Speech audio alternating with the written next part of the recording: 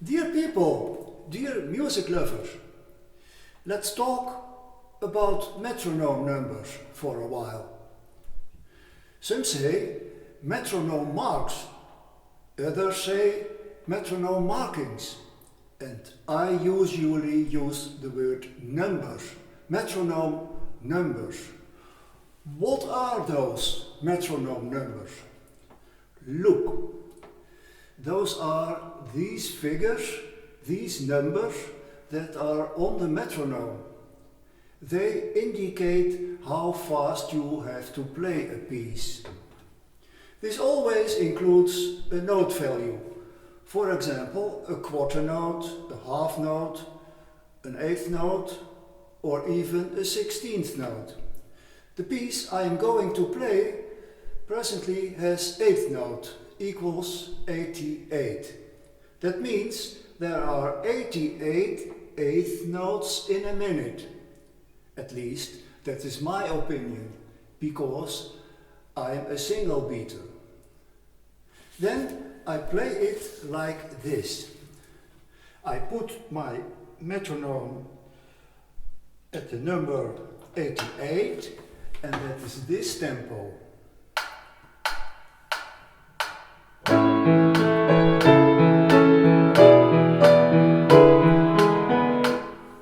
You hear? That is the tempo of this piece. The so-called double beaters or whole beaters believe that 44 eighth notes per minute should be played. So exactly half of 88. The piece is therefore half as slow. Then it sounds like this.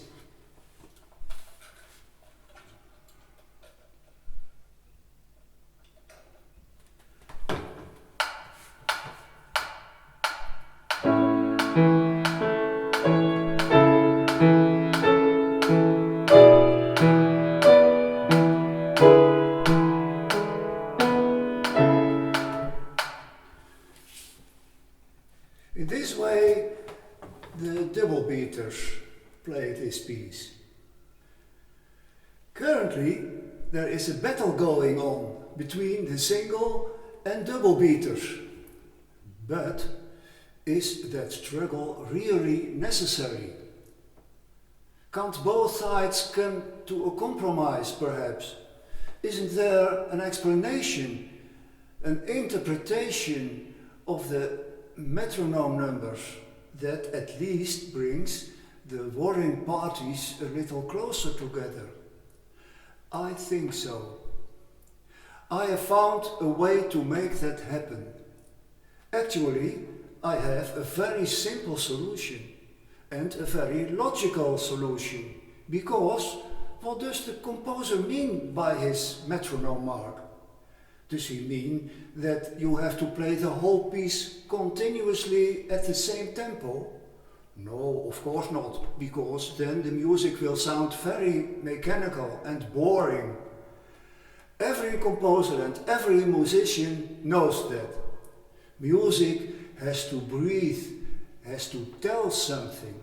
That means that the player, like me, has to put his musicality, his feeling in the music. Not may lay it in it, but has to lay it in it. Therefore, I am obliged, yes, obliged, to play the music with feeling, so that I myself and the audience are captivated by my playing. That obligation carries a lot of weight, for me and especially for the audience. How does that work, playing music in an interesting way? I already said you can't do that with the metronome, because then the music becomes boring and mechanical. But how? I am now going to explain how this works, using all kinds of examples. Of course, I need my piano for that. I found a piece by Jenny That is a composer whose name is widely used by both the single beaters and the whole beaters. For my example, I use the fourth piece from Czerny's collection Tableau mélodique, subtitled Poésie musicale sans paroles. So it's basically a song without words. The key is A major, the time signature 2/4 time, and the tempo is andante sostenuto. The MM number is 8th note is 88. It is clear the composer allowed himself to be guided by the melody. After all, it is a song without words. I'm going to play the first 4 bars now.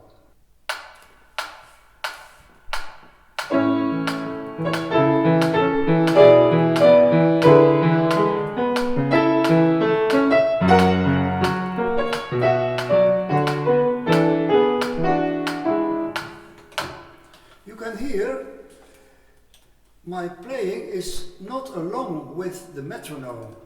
The metronome is faster than my playing.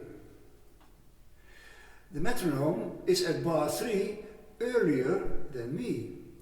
That's because I want to emphasize the first note of bar 3, that is this note.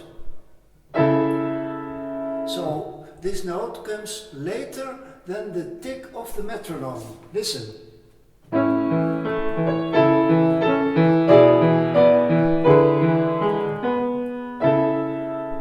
I have to prepare that note by my left hand.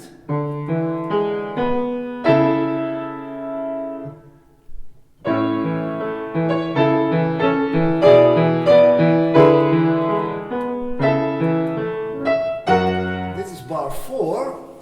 You can hear in measure 4 I have to make a ritenuto, a delay, because this measure has to prepare and to introduce the next bar.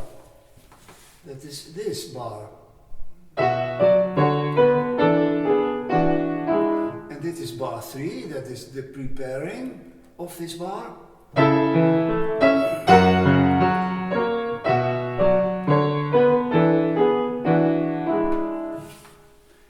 In bar 5 we get the main theme again, albeit varied.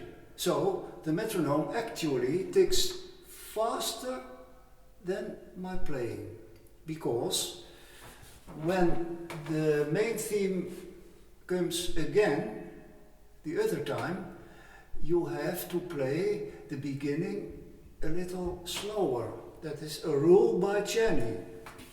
Now I play from bar 1 until bar 5.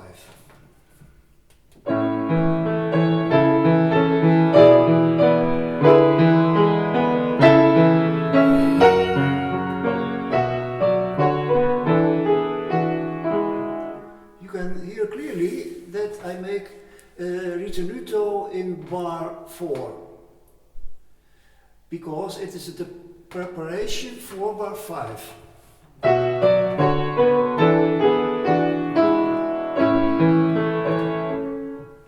There is the main theme in bar 5.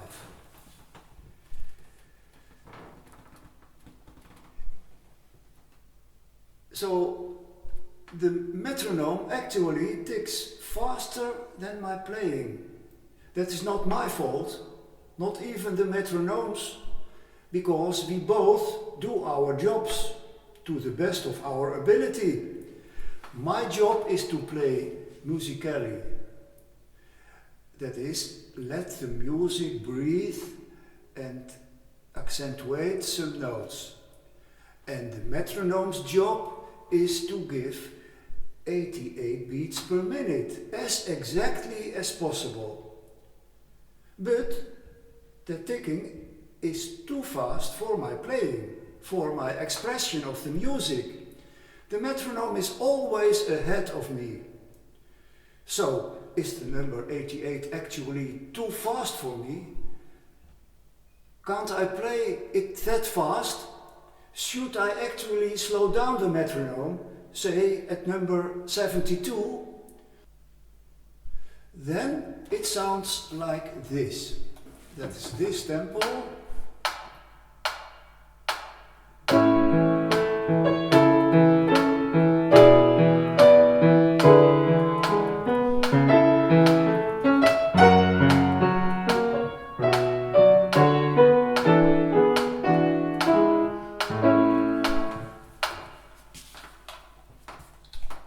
And that is not the intention of Jenny, the composer. And of course, I have always to emphasize some notes at this slower tempo. As a result, even at this slower tempo, the metronome goes too fast for me, for my expressive playing. So, a slower metronome number is not the solution to play with feeling and expression. So, no, Jenny indicates I want the tempo of this piece at 8th note equals 88. But you have to play it with feeling and expression. In that case, there should actually be a new metronome number in almost every bar. In bars 1 and 2, it's 88. That is the basic time. Here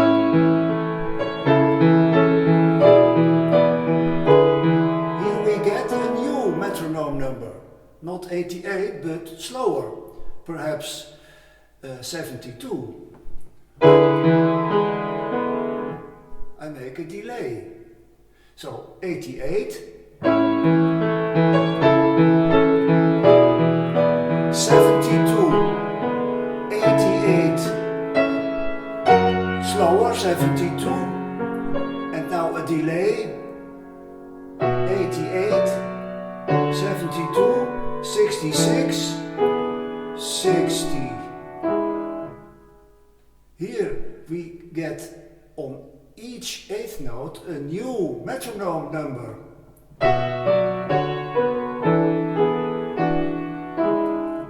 Otherwise, I cannot make a ritenuto. If you play this piece in whole beat, you also have to play with expression. Even then, the music has to breathe. You then get this. Now I play in 88. Then you get this. 88 is the 16th note. With expression. So I play slower than the metronome.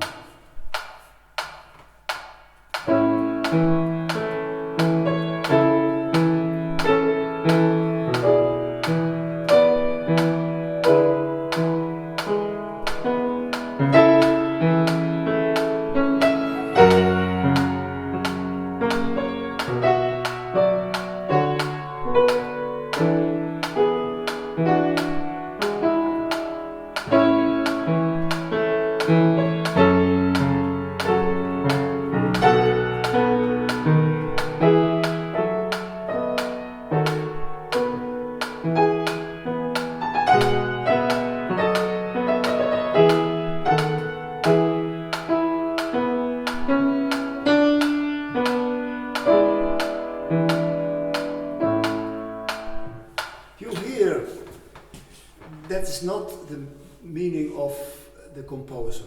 It doesn't work in this way because every ritenuto is too much. Every ritenuto makes the music unnatural. It's going too slow. The only way to play it in double beat is to play without expression. So, like a machine, then it is acceptable. Listen.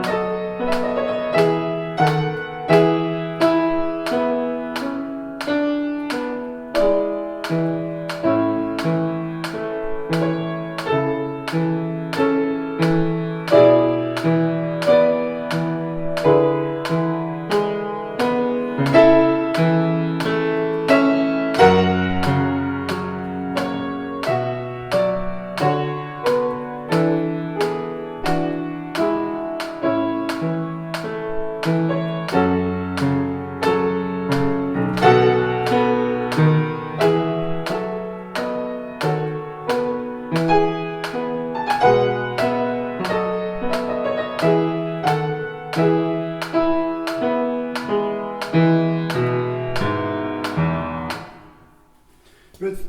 now it sounds very boring and very mechanical throughout. And I know Wim and Alberto play, when they play in double beat, in this way. They don't play expressively. No, they play with the metronome. You always see the metronome when they are playing ticking. Not with sound, it is soundless, but you see the metronome tick along with their playing. Because it gets very slow in the places where you have to slow down. Wim Winters is also thinking this. And that's why he plays with too little expression, because he does not dare to play even slower than in whole beat. On these videos you almost see a metronome ticking soundlessly. He therefore plays like a slow turning machine. If he started playing faster, he would definitely play more musically. I know that for sure because he is musical through and through. Do the metronome numbers have no use whatsoever and no meaning whatsoever? Of course, they are useful. They indicate the tempo globally. They indicate the basic tempo. However, throughout the piece, that tempo keeps changing, just like you tell a story. And everyone can do that in their own way, but with due observance of certain musical rules and principles, so that the music becomes fascinating and soulful. What metronome numbers should not do is force the player to keep playing at the same tempo over and over. I've said before that this makes the music mechanical and boring. The composer does not want that, the player does not want that, and above all, the music itself does not want that. And now, finally, I place the whole piece in single beat, of course. It is 88.